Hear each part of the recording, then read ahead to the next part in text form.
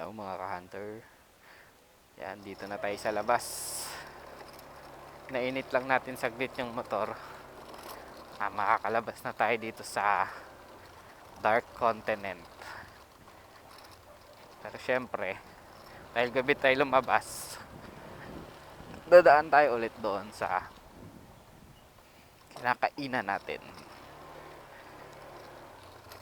Dahil hindi ako kumain sa bahay,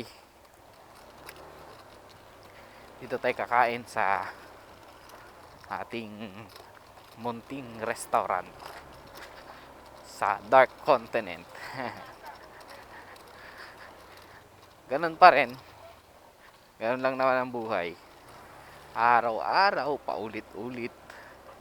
Bukas, ganun ulit. Mag-i-improve tayo. Hindi lang tayo hanggang dito, syempre. I-improve din tayo mga ka-hunter. Kain na tayo dito. Tayo magpa-park. Dito na lang. Sa unahan.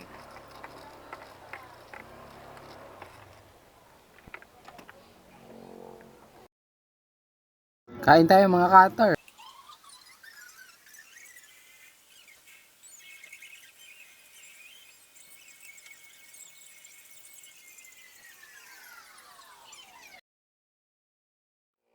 Yung mga ka-hunter, no, meron na tayong pasahero. Nakakalabas na tayo dito sa Dark Continent. Tapos na rin tayo kumain. Pupuntahan na natin tong pasahero natin mga ka-hunter. Gabi tayo lumabas hanggang bukas ng mga alas 10. Uwi na tayo.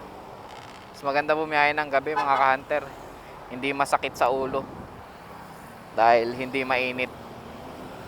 Sobrang lamig nga lang. Pero mas okay na yung malamig kaysa sa sobrang init. Nakaka high blood pag umaga. Bukod sa traffic, grabing init pa ng panahon. Mas maganda yung gabi. At least hindi na masyadong traffic. Lalo na mamaya wala nang traffic. Tapos wala pang init, 'di ba? Mga madaling araw siguro tutumal yung pasahero natin mga alas 12, alauna, alas 2 hanggang alas 3. Pagdating ng mga alas 3, meron na yan dahil pasukan na. Hanggang alas 10 tayo ng umaga. Sundin natin yung oras ng biyahe ng isa nating kaibigan. Shout out nga pala, kaibigan natin dyan. Sa tropa natin na taga Perpetual. Shout out kay RG. Papa shout out yun eh. Kahit hindi pa tayo ganun ka sikat, ano. Hindi pa tayo ganun ka famous. At least nagsimula tayo sa umpisa. Ganun naman daw talaga eh.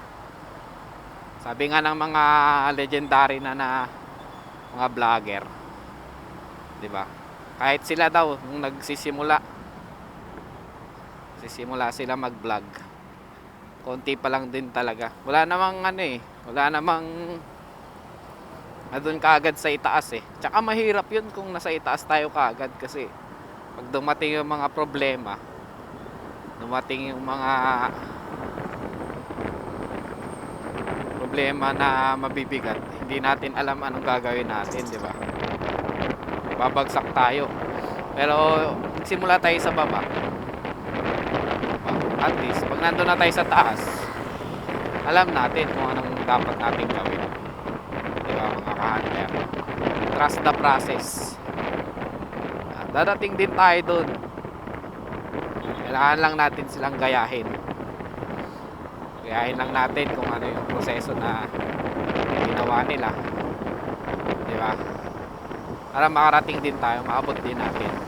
Meron din tayong goal sa buhay. Gusto din natin na maabot yung mga pangarap natin sa buhay. Diba? Hindi man ganun kadali, pero at least sinisimulan na natin. Inuunti-unti na nating maabot yung mga pangarap natin sa buhay. 'Di ba? Kaysa maghintay tayo ng wala tayong ginagawa. Maghihintay tayo ng masaya. Pero dapat, syempre, kumikilos tayo. 'Di ba mga ka-hunter? Yun yung namamalayan, malapit na tayo sa pick up location natin. Yung nakuha nga pala nating rides mga ka-hunter, no? Long ride to. Kaya maganda-ganda to. Unang ano natin, siguro traffic pa ngayon hanggang mamaya alas 10. At this long ride. Hindi na tayo lugi na ito. Swerte na to mga ka-hunter. Hindi araw-araw swerte, hindi araw-araw Pasko. 'Di ba? Pero syempre kapag sinerte tayo, grab natin. Biyahe lang tayo ng biyahe. 'Di ba? Pag minalas tayo, tuloy lang. Pag may problema, tuloy lang natin. Excuse me, no? Dito na tayo sa ating pick up location. Bilis lang. Bilis lang. Wala. Si Ma'am Risa May. Arrive na natin.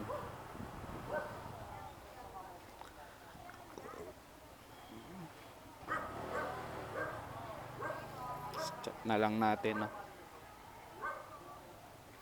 Hello, I'm here.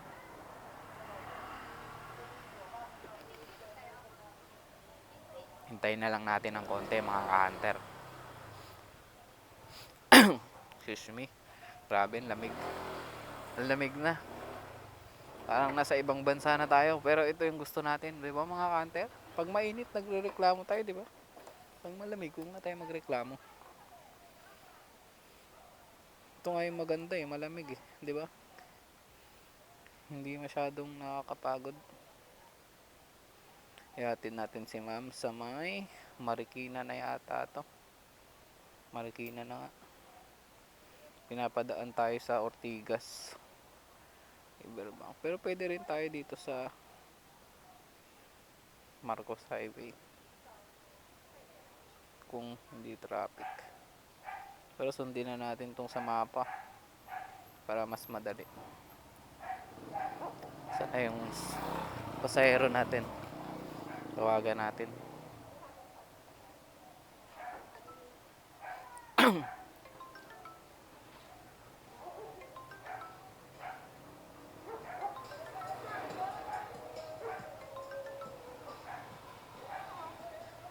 Hello po, ma'am.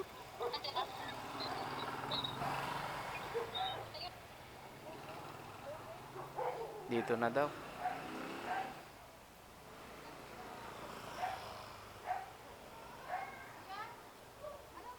Risa May po.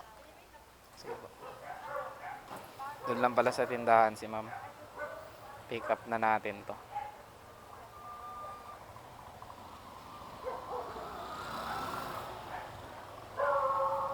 Tayo na lang natin konti. May mga aso dito, no? Daming aso.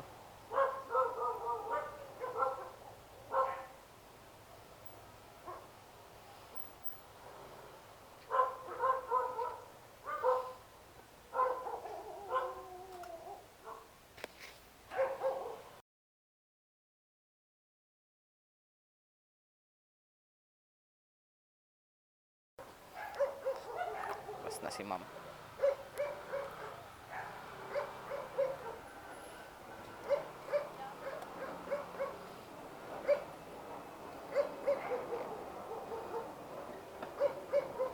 Okay na po, ma'am.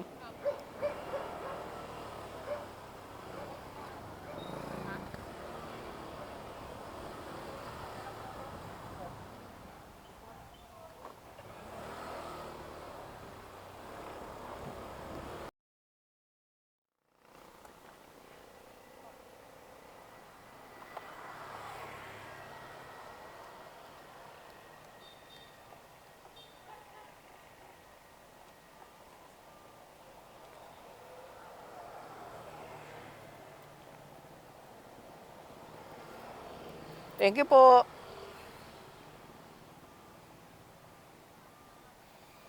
Yun mga ka-hunter, no? Nahatid na natin si ma'am.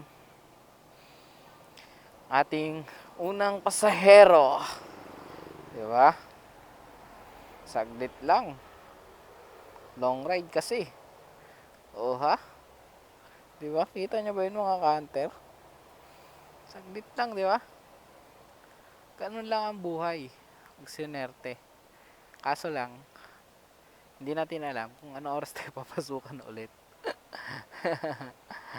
Ayun, hintay muna tayo ng booking dito mga ka-hunter. Sana may pumasok ka agad.